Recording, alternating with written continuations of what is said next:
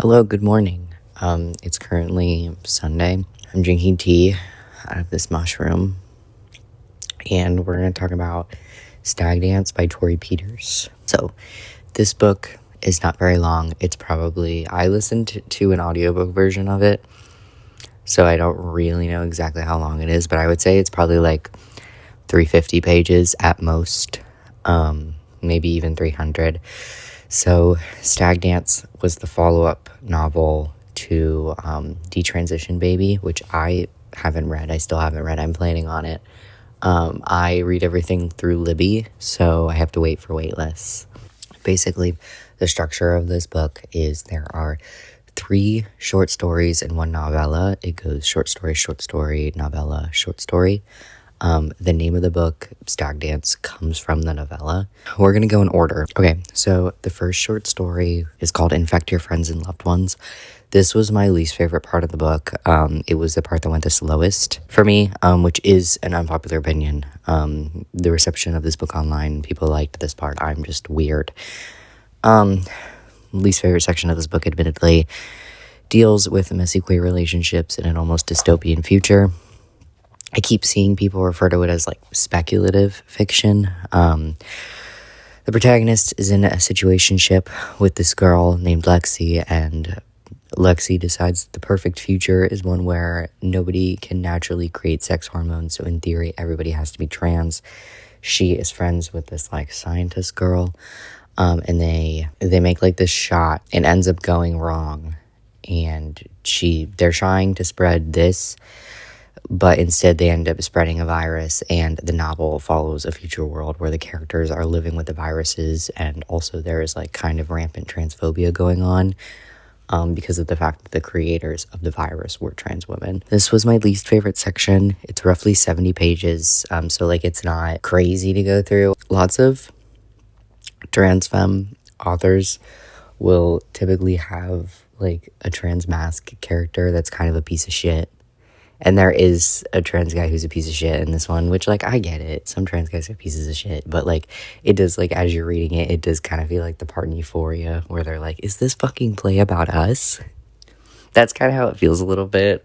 Other than that, though, it was chill. I thought it was cool, like, because trans people really do be getting blamed for everything.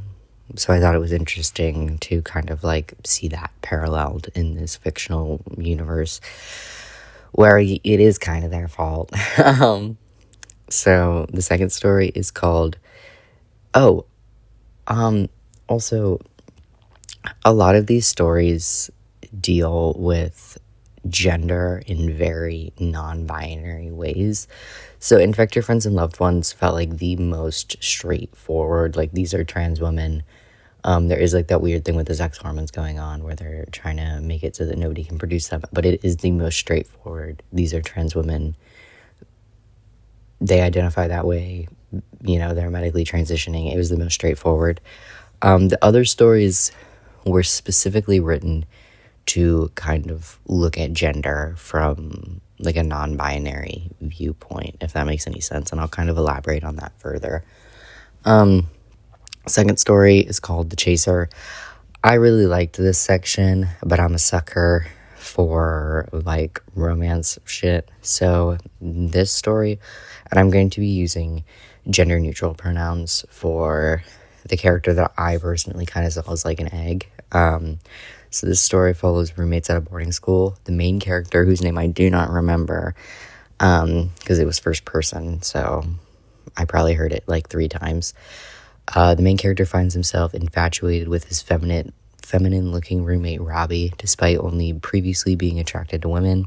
He's specifically attracted to Robbie's feminine characteristics, so he does not view this attraction as gay. Their relationship is very much Robbie doing things to the main character, and there is a scene where Robbie, or the main character, offers to do something to Robbie, and he kind of like makes like a little snarky like throwaway comment, like, I don't want you to have to be the girl all the time. Robbie basically says that I will always want to be the girl. Anyways, the next like semester they end up getting reassigned roommates, and they get in this big fight. So they end up getting in this big fight. The main character stops talking to Robbie, and just kind of ignoring him. They're both very like evil to each other. Like they make up shitty rumors and say things behind each other's backs. So both of them end up volunteering to work on this farm, like through their school. And while they're on the farm, it's them two and then like an older lady. One of the piglets gets crushed by its mother and it ends up being paralyzed. And the old lady working at the farm is kind of a huge pussy and is like, no, I can't do it. And she asks them to do it. These are like 16, 17-year-olds, by the way. So they kind of assume that they're just going to be like shooting it. So they're like, okay, yeah, sure. Robbie steps up and he's there. I don't really know what the pronoun situation is. But Robbie's like, okay, like I'll do it. The lady, who I fucking hated, ends up being like, oh, but you can't shoot it because if you shoot it, it's going to make a huge mess in the barn. It's like, we'll take it outside the barn. This was kind of a moment where I was like, this, like, suspension of disbelief, all that. But, like, this is not how you do things. So she has Robbie pick up the piglet and, like, bash it against, like, some metal wall. She's like, if you knock him in the neck, it'll get him and he'll be dead and it'll be peaceful. But these are like teenagers, so Robbie doesn't hit the pig at full force, so the pig ends up like seizing out. And like the pig, this goes on, like I was listening to the audiobook, this goes on for like 5 fucking minutes, like them trying to put this fucking pig out of its misery. Very well written. The farm lady was pissing me the hell off. I grew up on a farm. That's not how you fucking do things. So my suspension of disbelief was a little bit like, oh my God, like what the fuck are they asking these teenagers to do? City kids nonetheless. Anyways, eventually the main character puts the pig on the ground and like takes up a shovel and basically like slices his head off, just kind of like... It's gross. So Robbie runs away into the cornfield because after that, they need a second. The main character follows, and Robbie proclaims that they're sad that the main character doesn't talk to them anymore and wanted to prove to the main character that they were just as strong as all the other boys. They end up, like, they kiss and they hug in the corn. And then the superintendent is called by the farm lady because they ran away. And when the superintendent shows up, he, like, kind of grabs the main character. Robbie's on the ground. The main character is kind of, like, sitting on top of him, hugging him. And he, like, grabs the main character, and the main character, like, gets up, spins around, and just hits him, like, with just adrenaline, like, not meaning anything. Anyways... the main character is suspended from the school and then never sees Robbie again. Now, this story was really, like, I listened to it in a day. Like, I did not, like, really pause it. It was brutal. I thought it was very accurate to being a teenager. And, like, having weird, like, conflicting feelings on, like, sexuality and, like, your role in life and, you know, social... Because, like, the main character doesn't really give a fuck that Robbie's a dude. Like, he kind of does at first, but then he's like, I don't really care. Because Robbie kind of looks like a girl. And then... So when they're alone, they're completely fine. But whenever, like, they get reassigned roommates... they're not alone anymore. So the main character doesn't really know how to talk to Robbie, and 2, like, he doesn't want to get made fun of for, you know, he doesn't really know what to do or how to navigate it. And I thought it was really depressing. So Stag Dance is the novella and the namesake of the book. We're kind of gonna have to, like, define some things. This is the largest chunk of the book, obviously, and this is considered the part that people have the hardest time getting through. I would actually read this. So I listened to this while I was building spirits, and I kind of grew up in the South for a little bit. Like, Ohio is where I'm from, but I've been vaguely living. My parents are divorced. My dad lived in Texas and then in North Carolina for a while. So really deep, thick, like Southern accents, I can kind of understand them decently.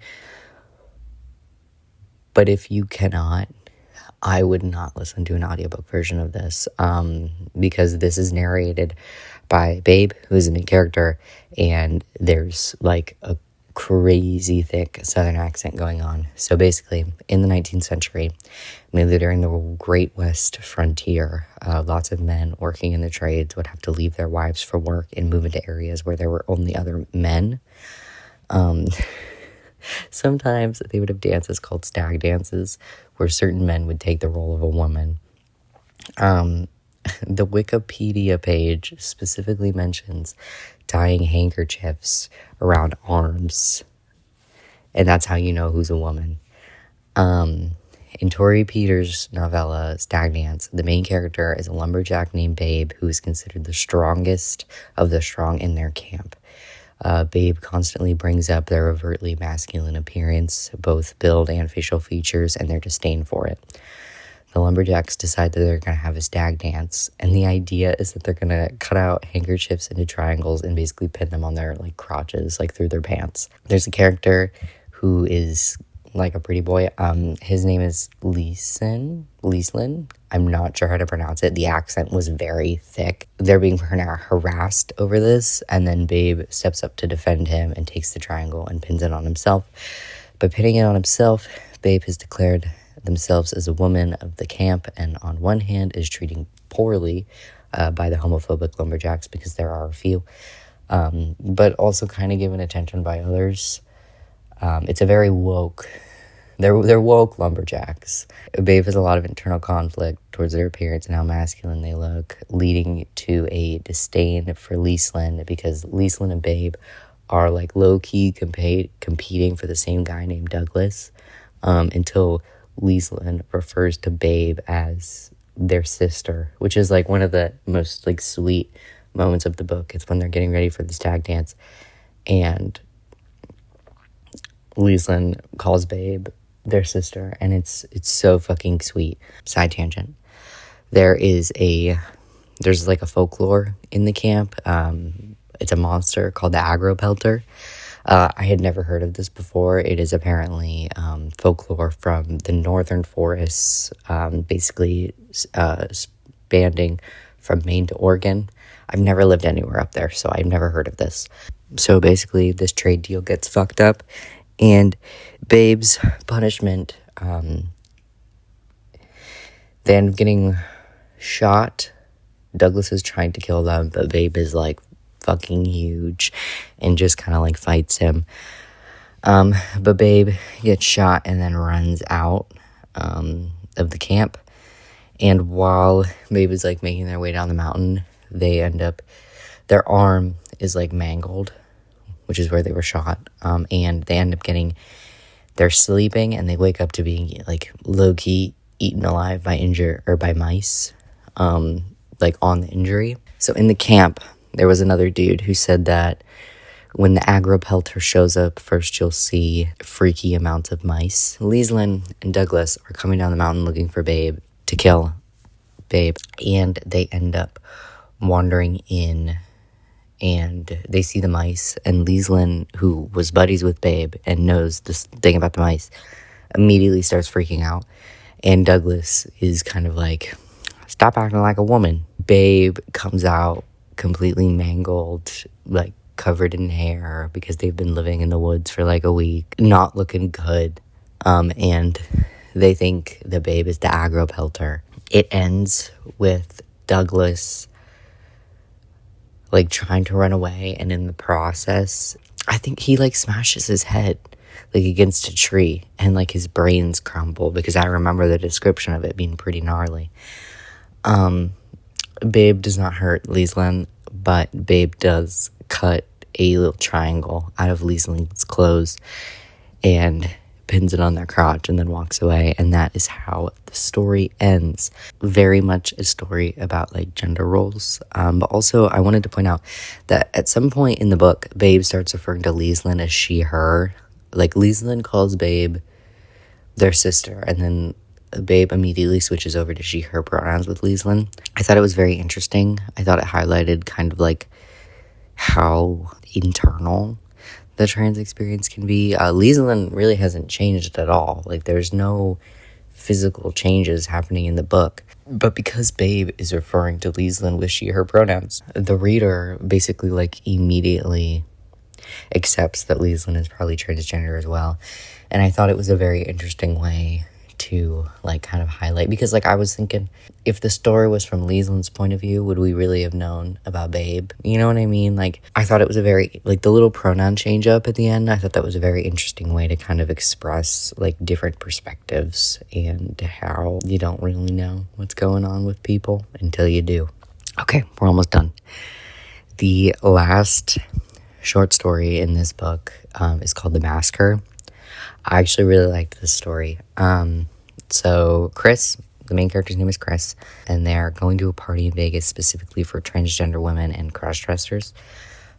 Chris appears to be a trans woman in denial, referring to themselves as a sissy who loves like niche force femme stories online, which I thought was so fucking funny.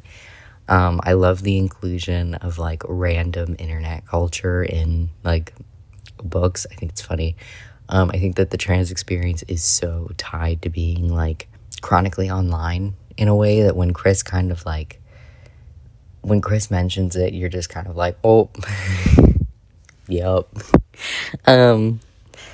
But even though that Chris refers to themselves as a sissy and a crossdresser, they seem very happy to be referred to a woman, even outside of these like sexual fantasies, like just in their day-to-day life. Chris makes friends with an older ex-cop, a trans woman named Sally, as well as a cross-dressing man who I was getting more of like a dollification vibe from him, adoring a latex type of mask. Chris ends up hooking up with the masker.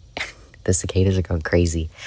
And Chris enjoys the way that he refers to her and like feminizes her, but Sally, who's the older trans woman, finds him very creepy and hates him. At the end of the story, Sally asks Chris to call the police on the masker, but she ends up calling the police on Sally instead. So there's a moment in the book where Sally is very like adamant towards Chris transitioning. Like Sally is very pushy about the fact that Chris should just like come out to their parents already and should just like go on estrogen already. And Chris is very hesitant about this, but Sally just keeps pushing. The story ends with Chris choosing to be with this tracer who merely sees her as a sissy, rather than actually admit that she's trans. I think the choice of her choosing the masker over Sally was deliberately made to kind of be like a metaphor on how much easier it is to not come out. Because a lot of the internal dialogue and internal conflict with Chris is towards the fact that like she has a bad relationship with her mom. Her mom is like very cold. So the idea of coming out as trans and being that open is very scary to Chris. So it's just easier to kind of shove all that down.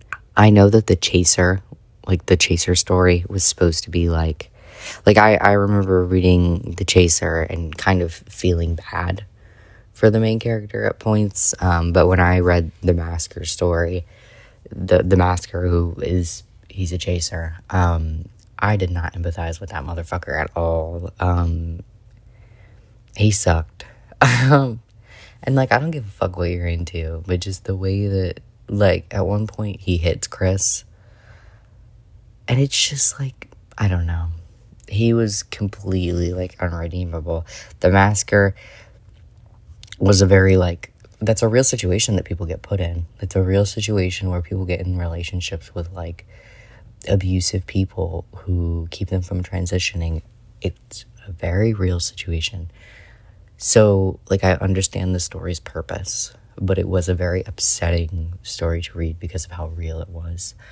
Anyways, So I really liked this book. I thought it was fantastic.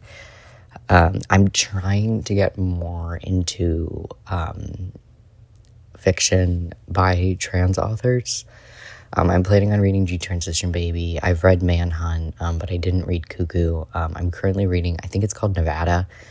I've got a couple saved, but I'm trying to read, and not necessarily just like, I thought that was a spider. Not necessarily just books about being trans, but just kind of like supporting trans authors. A lot of the authors that I'm finding are trans women. I'm looking for trans guys as well, but I'm not seeing as many, which is slightly depressing. I'm probably going to end it here though. But I really liked Stag Dance. I thought that creating a collection of short stories in a novella where the main theme tying them all together was non-traditional gender expression was kind of unique and cool. Also, I enjoyed the history stuff in Stag Dance. I thought that was cool. But yeah, I really enjoyed it. I hope you have a nice day, and goodbye.